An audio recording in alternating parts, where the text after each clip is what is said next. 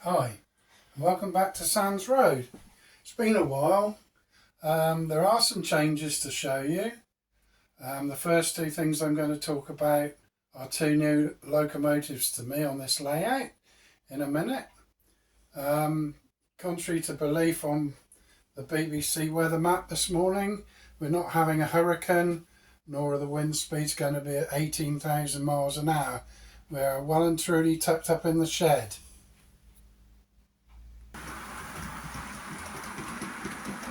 Okay, this is the first new item. I'll stop it there. Picked up at my local club. This is a DAPO Class 22 D6330 weathered. It's a Kerno Model Rail Special Edition. I think the weathering on it's actually superb. I've had it a few weeks now. Runs very, very well. Was new out of the box. I think the person that owned it was a display person, so it didn't actually run it. So absolutely delighted with it. I managed to get it through the club sales for about £80, which I think is a bargain. And it joins another Class 22, a green one, which I've got. And we'll now have a look at it running around.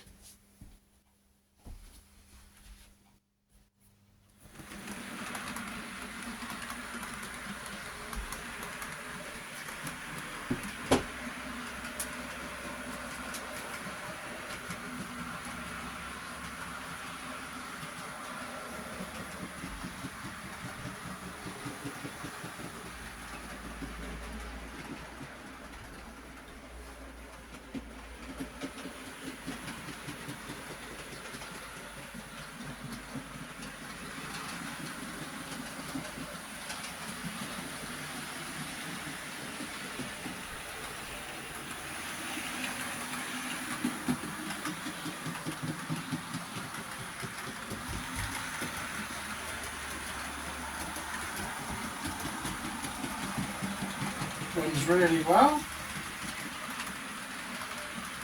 Lit driving compartments and head codes.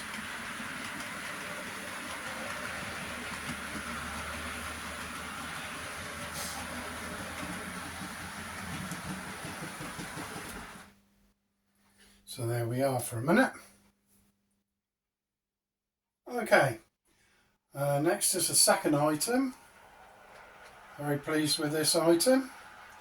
Again in a blue-grey livery, which is the time scale I was really looking at. And here we are. This is a Bachmann Class 121, single car, blue-grey, bubble car, single car, whatever you like to call it. New out of the box. And here's the end of the box to look at. And those are the actual details. Yeah, as I say, I'm getting one or two DMUs. I quite like them. And I'll now start this running for you to have a look at. Thank you.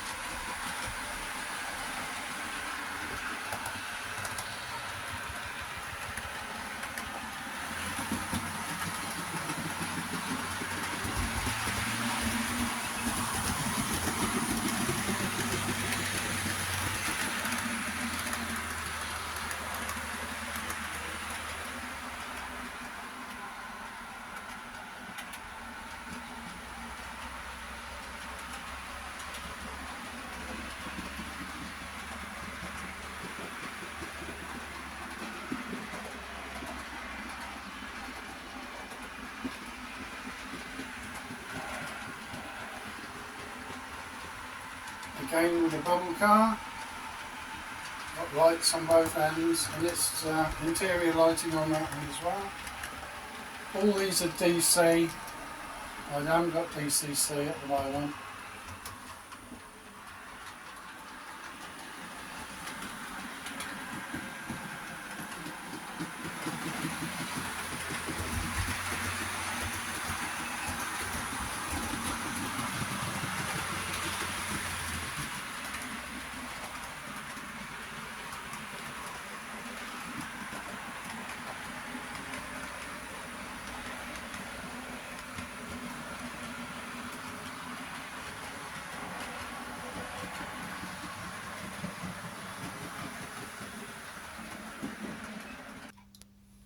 Okay, moving on to the scenic side of things, we have a new arrival on the board in the way of a new train controller, thanks to my grandson who managed to win this, I think, in the holiday competition. So sitting up here, or standing up here on the hill, is our new controller, who's actually keeping an eye on everything that's going on. Quite a resplendent looking chap, actually. Okay.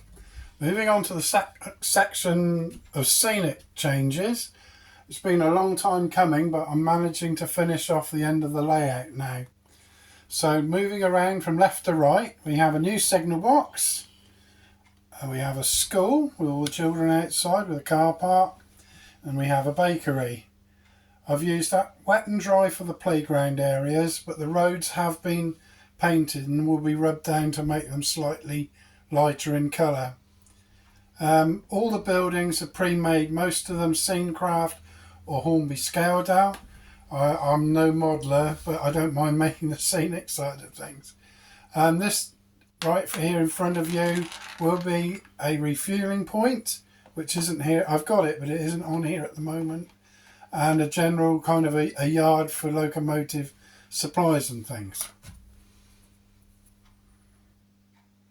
Okay, in the gap here is the footpath over to the campsite at the back.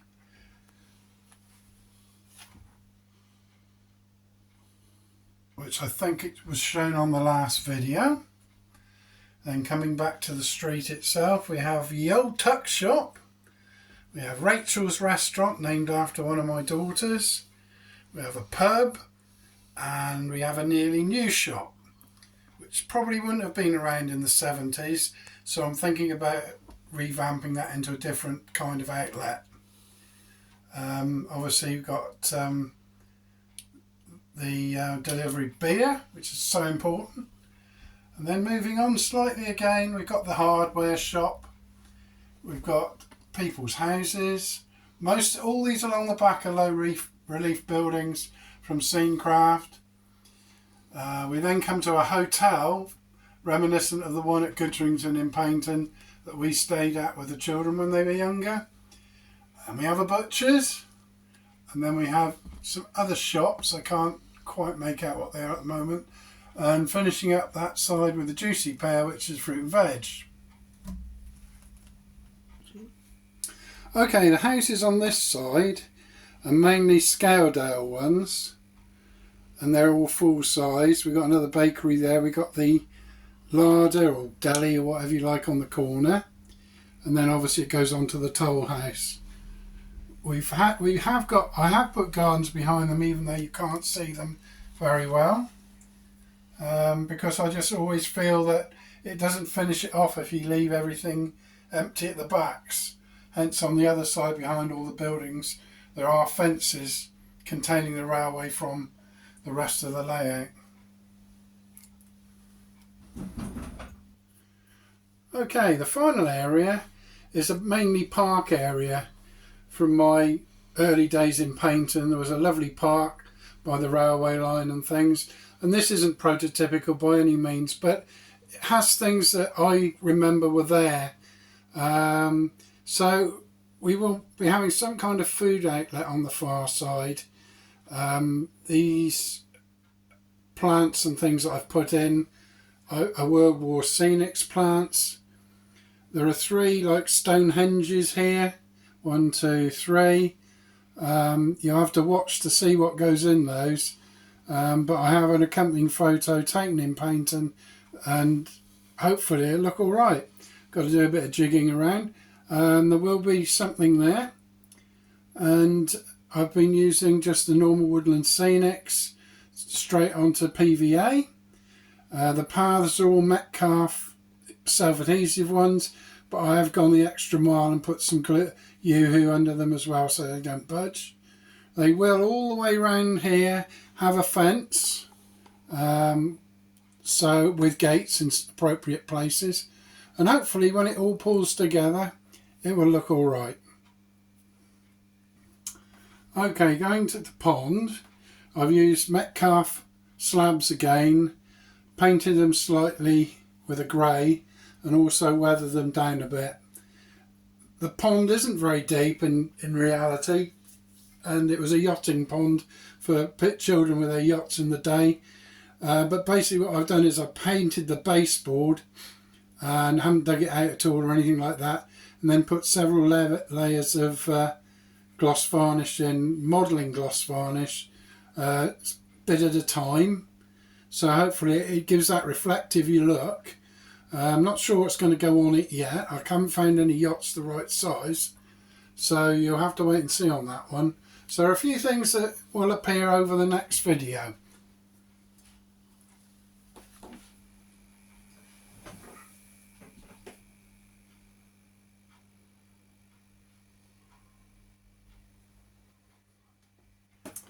Okay, as usual, thank you so much for watching my videos, and hopefully we won't be too long the next one, because I've got some bits and pieces to put on.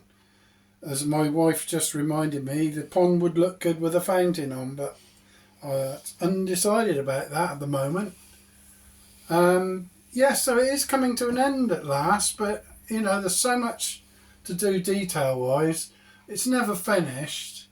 And weathering's so important, and tiny bits of detailing and things. So that'll be the next thing. Whereas I'm very pleased with the track layout and everything and what I've got to run. I have some new locomotives you haven't seen yet, which I got recently. And hopefully we'll go on enjoying it, and you'll watch my videos. So once again, a big thank you. We are still here in Cornwall. We haven't gone anywhere or been blown away to Spain or anywhere else. So I'll say goodbye. Thanks so much.